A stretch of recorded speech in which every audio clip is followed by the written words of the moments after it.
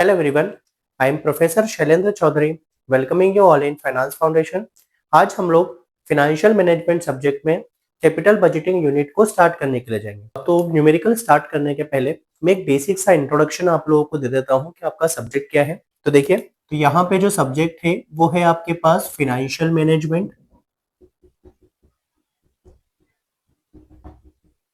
Financial management, तो जब हम एक नॉर्मल बिजनेस की भी बात करते हैं तो बिजनेस में तीन चीजें होगी जो सबसे इंपॉर्टेंट होगी।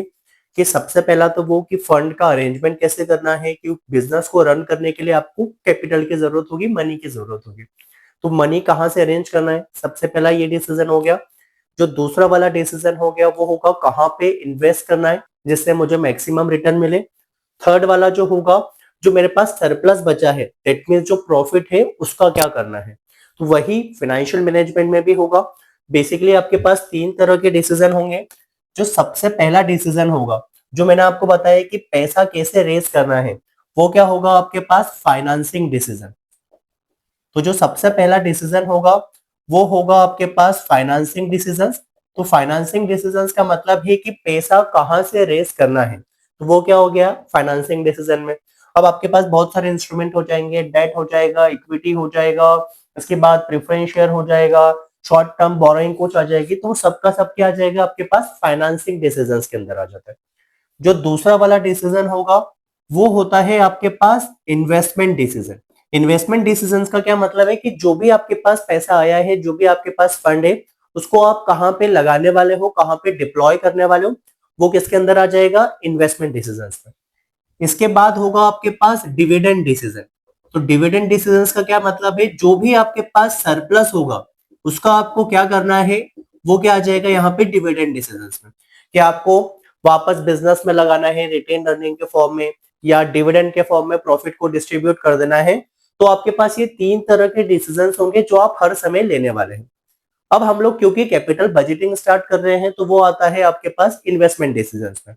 तो हम लोग क्या करते हैं, जो इन्वेस्टमेंट डिसीजंस है इसको भी हमने क्या किया है, दो पार्ट में डिवाइड कर लिया। इन्वेस्टमेंट डिसीजंस को भी हमने क्या किया है, दो पार्ट में डिवाइड किया है। तो वो डिसीजंस जो क्या होगा मोर देन 1 ईयर के लिए होगा। तो सबसे पहले कौन से डिसीजंस, वो डिसीजंस जो क्या होंगे मोर देन 1 ईयर के लिए होते हैं, उसे हम लोग क्या बोलते हैं, कैपिटल बजटिंग डिसीजन। तो इसे हम लोग क्या बोलेंगे, कैपिटल बजटिंग डिसीजंस, क्योंकि ये क्या होंगे एक साल से ज्यादा समय के लिए हो गए, इसलिए इसको कैपिटल बोलते हैं। दूसरा वाला जो डिसीजन होगा वो क्या होगा, लेस देन 1 ईयर के लिए, तो इसको अप्रोक्सीमेटली 1 ईयर मान लीजिए, थोड़ा बहुत ऊपर नीचे हो सकता है। तो ये क्या होगा, लेस देन जो 1 ईयर के लिए होगा उसे हम लोग कौन से डिसीजंस में बोलते हैं, वर्किंग कैपिटल डिसीजंस में। तो ये हो गया आपके पास वर्किंग कैपिटल डिसीजंस। तो आपने क्या किया, जो इन्वेस्टमेंट डिसीजंस है उसको दो पार्ट में डिवाइड कर लिया। एक हो गया मोर देन 1 ईयर जिसको हम लोग बोलते हैं कैपिटल बजटिंग। इसके बाद होगा लेस देन 1 ईयर जिसको हम लोग बोलेंगे वर्किंग कैपिटल मैनेजमेंट। अब देखिए, जो कैपिटल बजटिंग है उसको हम अगेन दो पार्ट में डिवाइड कर लेते हैं। तो ये जो कैपिटल बजटिंग के डिसीजंस थे इसको हम फिर से दो पार्ट में डिवाइड कर लेते हैं। एक है आपके पास नॉन डिस्काउंटिंग टेक्निक्स। तो कैपिटल बजटिंग में बेसिकली हम लोग क्या करेंगे, लॉन्ग टर्म इन्वेस्टमेंट करेंगे, और लॉन्ग टर्म इन्वेस्टमेंट के अप्रेजल्स के लिए हमारे पास कुछ मेथड्स हो गए। तो एक हो गया आपके पास नॉन डिस्काउंटिंग टेक्निक्स, तो दूसरी तरफ आपके पास क्या हो जाएगा यहाँ पे डिस्काउंटिंग टेक्निक्स। एक हुआ नॉन डिस्काउंटिंग टेक्निक्स, दूसरा क्या हो गया आपके पास डिस्काउंटिंग टेक्निक्स। तो एक हो गया नॉन डिस्काउंटिंग टेक्निक्स, इसके बाद हो गया डिस्काउंटिंग टेक्निक्स। अब नॉन डिस्काउंटिंग टेक्निक में आपके पास क्या क्या आता है, तो जो सबसे पहला आएगा वो आ जाएगा पे बैक पीरियड। तो सबसे पहला जो हो गया वो क्या हो गया, पे बैक पीरियड। दूसरा वाला जो आ जाएगा इसके साथ वो क्या होगा, अकाउंटिंग रेट ऑफ रिटर्न, जिसको हम लोग एवरेज रेट ऑफ रिटर्न भी बोलते हैं। तो दूसरी जो मेथड होगी उसे हम लोग क्या बोलेंगे, अकाउंटिंग रेट ऑफ रिटर्न, या इसी के साथ यहाँ पे आ जाएगा एवरेज रेट ऑफ रिटर्न। तो ये हो गया अकाउंटिंग रेट ऑफ रिटर्न, या क्या हो जाएगा एवरेज रेट ऑफ रिटर्न। इसके अंदर क्या होगा, हम लोग नॉन डिस्काउंटिंग, बिना किसी फैक्टर के, बिना किसी डिस्काउंटिंग फैक्टर के हम लोग प्रोजेक्ट का अप्रेजल करेंगे, इसलिए इस मेथड को क्या बोलते हैं, non discounting techniques. I hope इतना क्लियर होगा। तो पे बैक पीरियड को शॉर्ट फॉर्म में बोलते हैं PBP और इसे हम लोग बोलते हैं ARR। आई होप इतना क्लियर होगा। तो ये वाले वीडियो में जो न्यूमेरिकल सॉल्व किया है वो हमने किया है पे बैक पीरियड से। जो नेक्स्ट वाला वीडियो होगा उसमें इन दोनों से हम लोग न्यूमेरिकल को सॉल्व करने वाले हैं। इसके बाद आते हैं हम लोग डिस्काउंटिंग टेक्निक में। तो डिस्काउंटिंग टेक्निक वो टेक्निक जो क्या करेगा, डिस्काउंटिंग फैक्टर को या प्रेजेंट वैल्यू फैक्टर को कंसीडर करेगा। वो कौन से के अंदर आ जाएगा, डिस्काउंटिंग। तो कौन कौन सी मेथड आती है इसके अंदर, तो सबसे पहला आता है नेट प्रेजेंट वैल्यू मेथड। तो एक हो गया आपके पास नेट प्रेजेंट वैल्यू मेथड, जिसे हमने लिखा एनपीवी। दूसरा क्या होगा, आईआरआर, जिसको हम लोग बोलते हैं internal rate of return. Third वाला है वो है प्रॉफिटेबिलिटी इंडेक्स मेथड।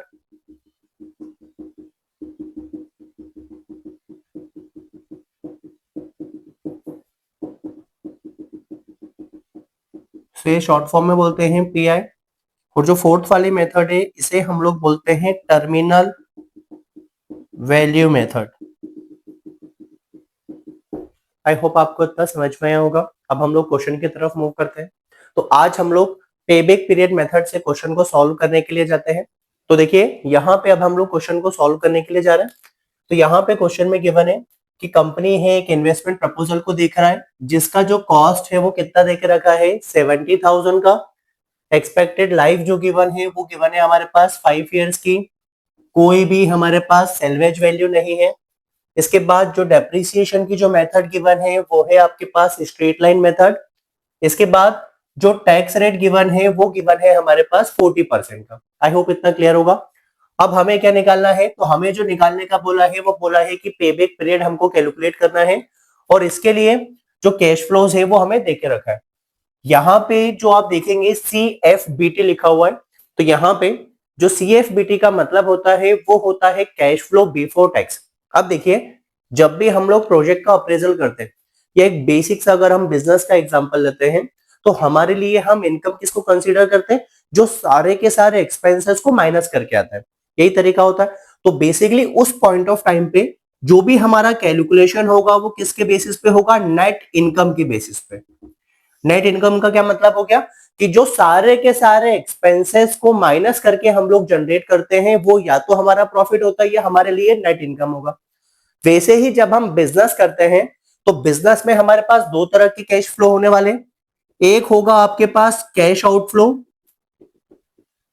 सेकेंड वाला जो होता है वो क्या होगा आपके पास, कैश इनफ्लो। जो आपके बिजनेस से बाहर की तरफ जाता है उसको हम लोग बोलते हैं कैश आउटफ्लो। मतलब जो बिजनेस इन्वेस्ट करेगा उसे हम लोग बोलते हैं कैश आउटफ्लो। जो बिजनेस के पास कैश आता है उसे हम लोग क्या बोलते हैं, कैश इनफ्लो। बट जब भी हम लोग अप्रेजल करने के लिए जाते हैं तो अप्रेजल पे हमेशा हमारा जो फोकस होगा वो होगा नेट कैश फ्लोज पे। तो हमारे लिए जो इंपॉर्टेंट है वो क्या होगा, नेट कैश फ्लो। तो नेट कैश फ्लो, अगर आप आउटफ्लो की भी बात करते हैं तो हो सकता है आपने कुछ इनिशियल इन्वेस्टमेंट किया हो, उसके बाद आप बार बार इन्वेस्टमेंट करते जा रहे हैं, तो हमेशा जो हमारा फोकस होगा वो नेट कैश फ्लो पे होगा। भले ही वो नेट कैश आउटफ्लो होगा या नेट कैश इनफ्लो होगा, बट हम जो कैलकुलेशन करेंगे वो हमेशा किसकी बेसिस पे करेंगे, नेट कैश फ्लोज की बेसिस पे करेंगे। तो देखिए, सबसे पहले अब हमें क्या करना होगा, नेट कैश फ्लो को निकालना होगा। तो यहाँ पे जो डेटा सेट हमारे पास रो में था इसको पहले कॉलम में कन्वर्ट कर लेंगे। तो यहाँ पे हुआ ईयर, ईयर के बाद क्या आ जाएगा आपके पास, कैश फ्लो बिफोर टैक्स। तो ये आपके पास एक कॉलम बना लिया हमने कैश फ्लो बिफोर टैक्स का। ईयर 1 में जो कैश इनफ्लो था वो कितने का था, 18,000 का। तो यहाँ पे हुआ 18,000। ईयर 2 में किया 15,000। ईयर 3 में हो गया 19,000। ईयर 4 में हो गया आपके पास 20,000। और ईयर 5 में हो जाएगा आपके पास 25,000 का। तो हमने अभी क्या किया, ये जो हॉरिजॉन्टल जो डेटा सेट था इसको हमने किस फॉर्म में लिख लिया है, वर्टिकल फॉर्म में। अब देखिए, अब हम एक्सपेंसेस को माइनस करते जाते हैं। तो सबसे पहला जो हमारे पास एक्सपेंस होगा जिसको हम लोग नॉन कैश एक्सपेंस बोलते हैं वो होगा डेप्रिसिएशन। तो सबसे पहला जो हमारे पास एक्सपेंस होगा जो नॉन कैश एक्सपेंस में आता है वो क्या होगा आपके पास, डेप्रिसिएशन। तो पहले हम लोग अब डेप्रिसिएशन का सब्ट्रैक्शन करेंगे।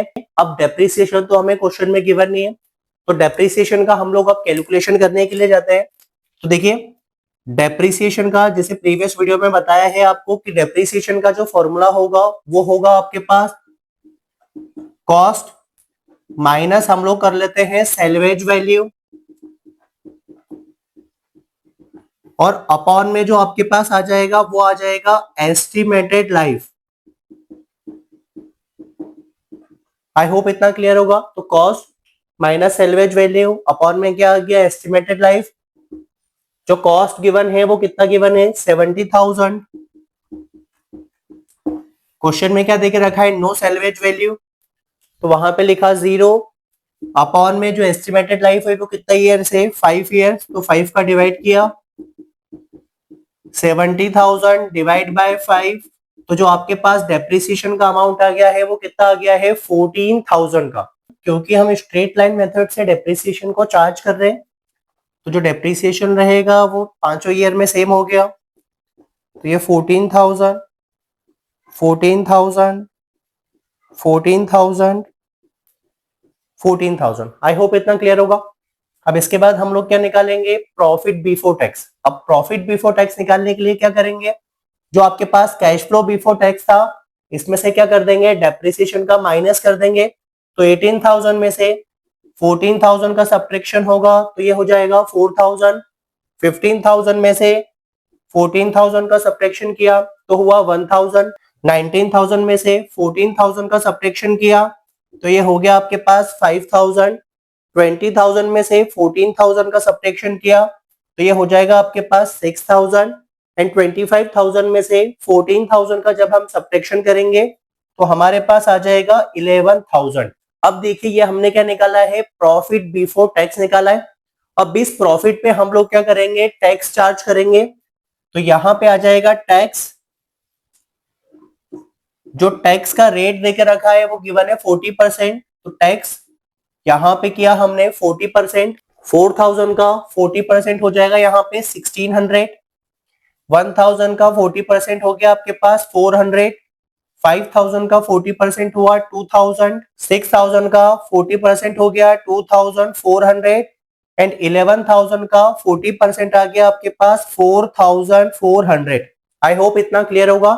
तो यहाँ पे हमने क्या किया, जो प्रॉफिट बिफोर टैक्स था उस पे क्या कर लिया, टैक्स का कैलकुलेशन कर लिया। अब आपके पास क्या आ जाएगा, प्रॉफिट आफ्टर टैक्स। तो ये हो गया प्रॉफिट आफ्टर टैक्स। क्योंकि ये प्रॉफिट बिफोर टैक्स का 60% है तो या तो आप क्या कर सकते हैं, सीधे सीधे प्रॉफिट बिफोर टैक्स का 60% निकाल लें, या तो आप क्या करें, टैक्स का 40% निकालें, देन प्रॉफिट बिफोर टैक्स में से इसको सब्ट्रैक्शन कर दें। वो आपके ऊपर है, आप डायरेक्टली 60% भी निकाल सकते हैं या 40% निकाल के सब्ट्रैक्शन भी कर सकते हैं। आई होप इतना क्लियर होगा। देखिए आप 4,000 में से 1,600 का माइनस किया तो कितना आ गया, 2,400। 1,000 में से 400 का सब्ट्रैक्शन किया तो कितना आ गया, 600। 5,000 में से 2,000 का सब्ट्रैक्शन हुआ तो हो गया ये 3,000। 6,000 में से 2,400 का सब्ट्रैक्शन किया तो हो गया ये 3,600। एंड 11,000 में से जब 4,400 का सब्ट्रैक्शन करते हैं तो ये हो जाएगा 6,600। आई होप इतना क्लियर होगा। तो देखिए इसको आसान बनाने के लिए आप कॉलम्स की नंबरिंग दे दीजिएगा। तो जैसे यहाँ पे इसको हमने कॉलम नंबर 1 दे दिया, 2, 3। अभी इसको क्या नाम दे दिया हमने, कॉलम नंबर 4। तो ये कॉलम नंबर 4 कब बना है, जब हम लोग क्या करते हैं, कॉलम नंबर 2 में से 3 को क्या कर देते हैं, माइनस कर देते हैं। टैक्स निकाल दिया, इसको नाम दे देते हैं कॉलम नंबर 5। अब कॉलम नंबर 6, अब ये कॉलम नंबर 6 कब बनेगा, जब हम लोग क्या करेंगे, कॉलम नंबर 4 में से कॉलम नंबर 5 को क्या कर देंगे, माइनस कर देंगे। आई होप इतना क्लियर होगा। अब देखिए अब इसके बाद हम लोगों को क्या निकालना है, कैश इनफ्लो। ये सबसे इंपॉर्टेंट पार्ट है। यहाँ पे अब हम लोग क्या निकालेंगे, कैश इनफ्लो। देखिए अब कैश इनफ्लो में एक छोटा सा कैच होता है, वो जो कैच होगा वो होगा आपके पास डेप्रिसिएशन का। क्योंकि जब भी हम लोग डेप्रिसिएशन की कैलकुलेशन करते हैं तो हमारे पास हम लोग डेप्रिसिएशन के दो इफेक्ट्स को कंसीडर करते हैं। एक जो इसका इफेक्ट होगा डेप्रिसिएशन का वो होगा पहला एक्सपेंस की तरह, लेकिन क्योंकि जब भी हम फाइनेंस में कैलकुलेशन करते हैं तो आपके पास बस दो ही तरह के कैश फ्लो होंगे, या तो कैश आउटफ्लो होगा या तो कैश इनफ्लो होगा। बट क्योंकि डेप्रिसिएशन के केस में हमारे पास कैश आउटफ्लो नहीं होता है तो हम लोग क्या करते हैं, उसको इनफ्लो ट्रीट करते हैं। तो यहाँ पे कैश इनफ्लो बनाने के लिए हम लोग क्या करेंगे, जो आपका कॉलम नंबर 6 है इसमें हम लोग प्लस कर देंगे कॉलम नंबर 3 का। आई होप इतना क्लियर होगा। तो कैश इनफ्लो के लिए क्या करते हैं, प्रॉफिट आफ्टर टैक्स में हम लोग डेप्रिसिएशन का क्या कर लेते हैं, एडिशन कर लेते हैं। तो देखिए आप सॉल्व करने पे आ जाते हैं। तो 14,000 प्लस 2,400 ये हो गया आपके पास 16,400। 14,000 प्लस 600 किया तो ये हो गया 14,600। 14,000 प्लस 3,000 ये हो गया आपके पास 17,000। 14,000 प्लस 3,600 तो ये हो जाएगा आपके पास 17,600। 14,000 प्लस 6,600 तो ये हो गया आपके पास 20,600। आई होप इतना क्लियर होगा। अब देखिए, अब हम लोग यहाँ पे जो कैलकुलेशन करने के लिए जाएंगे वो किसके लिए जाएंगे, पे बैक पीरियड।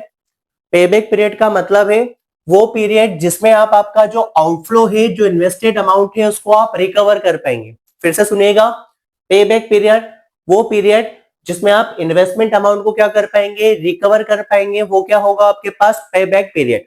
इसका जो कैलकुलेशन होगा वो हमेशा किस पे होगा, क्यूमुलेटिव कैश इनफ्लो पे।